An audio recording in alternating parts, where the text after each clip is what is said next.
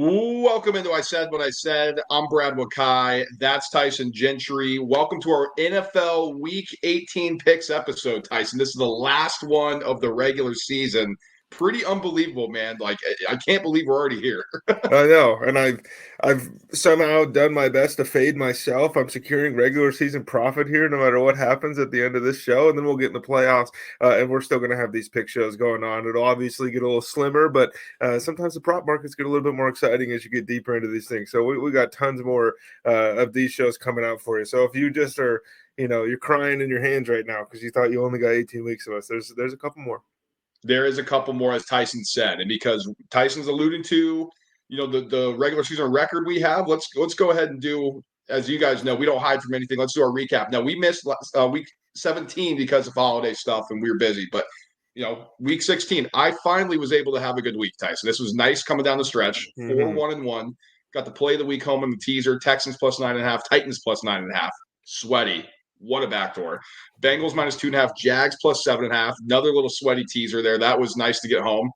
Panthers plus 5. Packers minus 14. That was a rocking chair play. Thought the Bills were maybe going to hit the back door and against the Pats, but I would not have deserved that. So that L is fine. And then Tyson, the Seahawks plus 3. I should have won. I should have lost. So the fact that that was a push was just about as good as you could ask for, really. Yeah, thank you, lucky stars. I went 2-3 2 weeks ago. Had the Colts, had the Panthers. Play of the week was Penix 2+ passing touchdowns. If you remember that, Kyle Pitts, shout out, dropping the ball on the goal line. Drake London, shout out, dropping the ball in the end zone. Eagles minus 3.5, hilarious. I'm unlike you in some of these. Like the Eagles are my favorite team, so it's a little bit different. But if I'm going to lose the bet, I want to lose a game. So like that's just how it goes.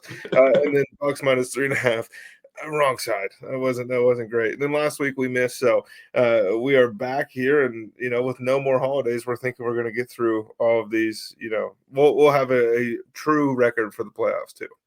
Absolutely. And so I went 2 plus 2.46 units on the week. Tyson down 1.2. No harm, no foul for him. He is up 8.57 on the year. And I am down 7.95 on the year. So as of show, we're 0.62. So let's try to finish strong here. Let's try to make some scratch. Tyson's looking to have a good year. I'm hoping that maybe I can at least look respectable at the end of it. So, Tyson, without further ado, let's get into it. Week 18 is going to be interesting. So let's jump right in.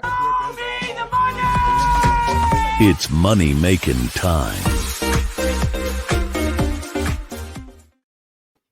And so I have T-Box, folks. I'm going to try to end this thing on a good note. And I'm going here. It's going to be very player prop incentive. Derrick Henry over 89.5 rush yards, minus 113 on FanDuel. Now, folks, this is all narrative play. Like a lot of this stuff is going to be narrative play. I still think he's going to be able to attack this defense of the Cleveland Browns. It has not been a good run-stopping unit, but Tyson, he's 78 rush yards away from passing Tiki Barber for the most rush yards by a player 30 or older in a season in NFL history. This guy continues to be a machine. If he needs 78 yards to do that, I think he can get to 90. They still want to win this game. This is a game the Ravens have to win. They win this, they win the division. So they are going to be pushing for it. Now, could he get pulled later? Sure. But if they're going to be competitive, if they're going to get up by a big score where they can pull the starters, I think Henry's going to go off and be a big reason. So give me over 89.5 rush yards. Yeah, and that will definitely be the goal. Is let's get out of here in the third quarter, keep all these guys healthy. I'm sticking strictly with player props this week. This is week 18. This is contract incentives. This is times that guys can hit these milestones for their careers. I don't know what's happening in these games that don't matter. Like I've got a good feeling in the ones that do matter a little bit, but you never know. Carson Wentz shows up and ends Bo Nix and Sean Payton's dreams. That's the NFL. That's what happens.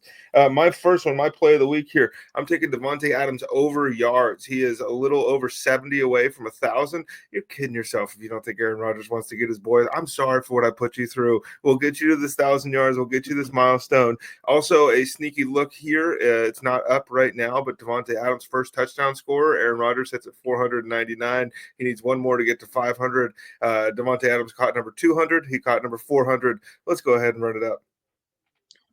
I haven't played this game later, both in sit prop wise and a play in the game, but I'm going to go here. I'm going to keep it in order. So we go with the Saturday games, and I'm going to go Jamar Chase, 100 plus receiving yards, plus 105 on DraftKings. So Free. The Bengals need to win this game, man. Like they're the first one. They have to hold court. What happened last week, Tyson? Oh, T. Higgins, huge game.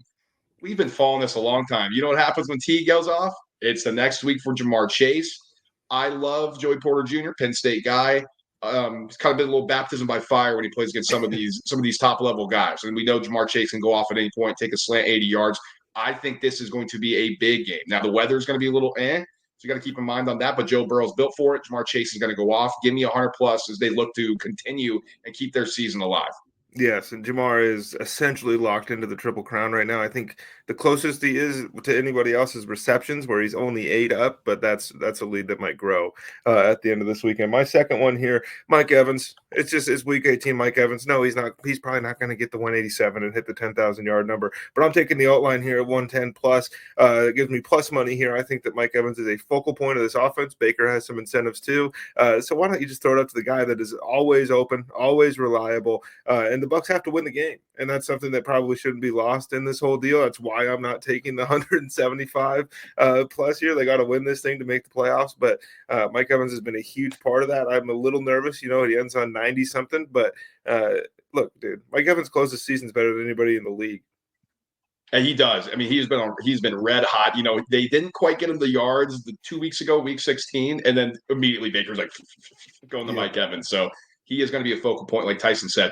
This is an interesting angle. I'm taking Tony Pollard touchdown. It's minus 125 on DraftKings. So he's about 80 yards away, a little bit less than that, from an incentive to hit 1,100 yards. I'm not quite sure if I want to take that against this Texans defense. We'll see. But he's 2 touchdowns away from reaching 7, which would give him $200,000. And so I think he's going to try to get in the end zone, go for those 2. The Titans don't have much to play for. Brian Callahan, you can't end this thing on a sour note by not getting your guys in the end zone or, celebrating some scores. So Tony Pollard, let's see if he gets in early, if they're going to move the ball and score. And then maybe he goes for the second one later if he can do that. Now, Mason Rudolph and Will Levis are going to play. They don't want to win this game necessarily because this would be locked into the second overall pick if they do win. But again, players don't tank. Organizations do. Teams don't tank on the field. So I think Pollard is going to try to score a touchdown here. Yeah, and another incentive to keep in mind for the Titans is Calvin Ridley's got some stuff too. So they don't necessarily go together. You can't get Pollard his 100 and Calvin his 150. Maybe Calvin gets the yards, Tony gets the touchdowns. I think that the Cowboys are going to reward Rico Dowdle. Thank you for your service this season. Thank you for showing up and being really the only one willing to move the football for us at times. This season, I'm taking him 70 plus rushing yards, plus 120. I think he's 87 yards away from cracking 1,000 here, which would just be an awesome story. I dunked on this guy in the preseason because I didn't believe, that a 26-year-old running back that never showed it was going to show it. And I think he's had a great year. They cut Ezekiel Elliott yesterday or 2 days ago or whatever it is. Not that Zeke was going to eat into this workload here, but I think this might be Big Mike just saying, hey, man, thank you for doing this season, and let's go get you your number. Yeah, I that's an interesting one. When you said that number, I was like, ooh, he's putting together a good season, actually, really under the table and under the radar. Tyson already talked about Devontae Adams and how he thinks he's going to be a focal point. Well, how about this? I'm going to do an SGP here. Devontae Adams over 5.5 receptions, Garrett Wilson over 4.5 receptions. Now, here's what does make me a little bit nervous about this is, if they get their numbers, if they get their stats, are they going to sit? Maybe the Jets don't really have anything to play for. It was kind of a struggle to do anything for them the previous week, which was frustrating for a lot of people I know. But that's this over 5.5 receptions for Adams, over 4.5 receptions for Wilson is plus 185 on DraftKings. So I'm trying to find this real quick. I had it written down, and of course I lost it. So bear with me here as I find it. Now, they are home. Aaron Rodgers is going to be able to play in this weather a little bit better. So I think that's nothing to really sneeze at.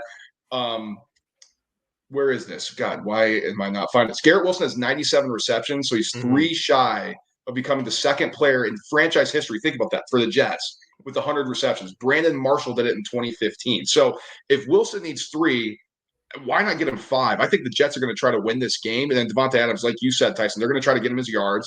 He's going to be involved. He dropped quite a few passes in the previous game. So I think it's going to be a focal point. They're going to try to move it. This thing's been sour grapes for the Jets all year, but let's end on a high note. Yeah, Brad's been turning sour grapes into wine with all these Jets bets nonstop here. My next one, folks, is not officially up yet, but this is something I will be playing. I'm going with a same-game parlay as well, but it's going to be George Kittle and Trey McBride, 40-plus reception yards each. I imagine this is going to come in minus money anyways, but George Kittle is very close to 1,000 yards. Trey McBride is very close to 1,000 yards. Backup quarterback for the 49ers, I think, is probably part of the reason we don't have some of these props up. Kyler Murray is also close to some of these incentives too, so he's going to want to throw this football around. Kyler doesn't give a shit about his teammates or wins. I just want my bread and my money. I think McBride and Kittle both are, recipients of some of these guys just getting ready to go to Cancun. And so why not give the ball to two of our best players? And if there's two guys that are playing to the final whistle of the end of the regular season, give me the tight ends, brother.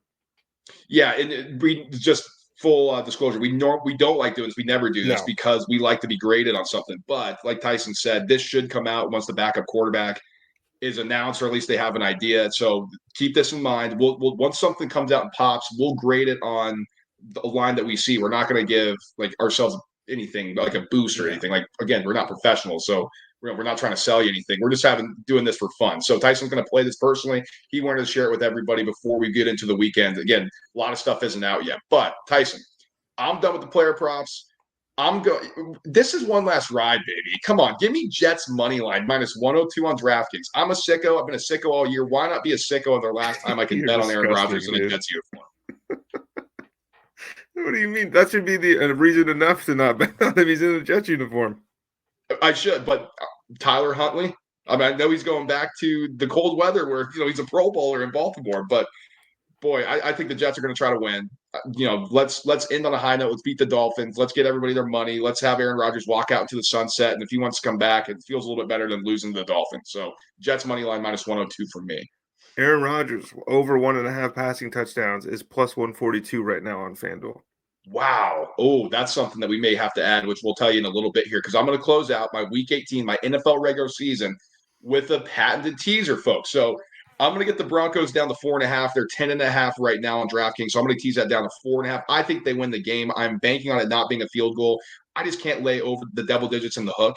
It's just not comfortable for me. I know the Chiefs are going to be resting guys. Mahomes isn't playing. Carson Wentz, can he do it? Maybe, right? But I think the Broncos are going to win. They're playing their guys. They've matched up well with the Chiefs in the past. They almost beat them before with the block kick at full strength from the Chiefs. So Broncos are going to have to win to get in. I think they're going to want to make a statement here. But on the flip side, Seahawks minus 0.5. Rams aren't playing for anything. I don't think Stafford's going to play. I don't think Nakua is going to play or Kupp. Like, they're really running a skeleton crew. I can't believe the line is what it is, especially, Tyson, when there is incentives for the Seahawks to win 10 games. Incentives for Geno Smith, incentives for the other players on offense and the defense, I would imagine.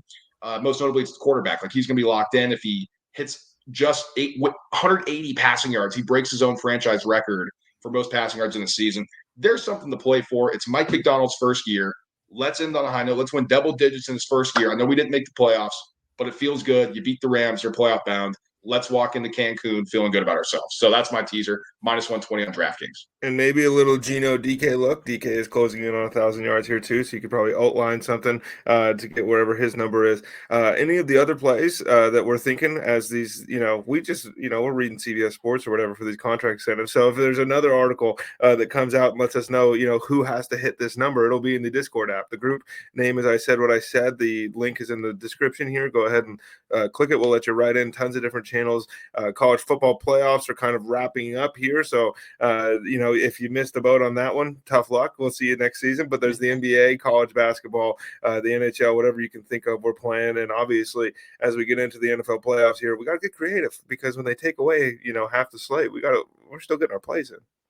Of course, and the lines get super sharp. So if you haven't done the playoffs with us, we like to look at props and all that good stuff. We normally stay away from that in the regular season. We're thinking about maybe doing a separate thing on props because I know it's just getting so big now. But that's for a later date. We're going to keep grinding with you through the playoffs, how we know how to do it, right? We've actually done pretty well in the playoffs as we try to attack the different type of angles here. So this will be fun. Like Tyson said, the rest of our plays will be in the Discord. Golf starting too.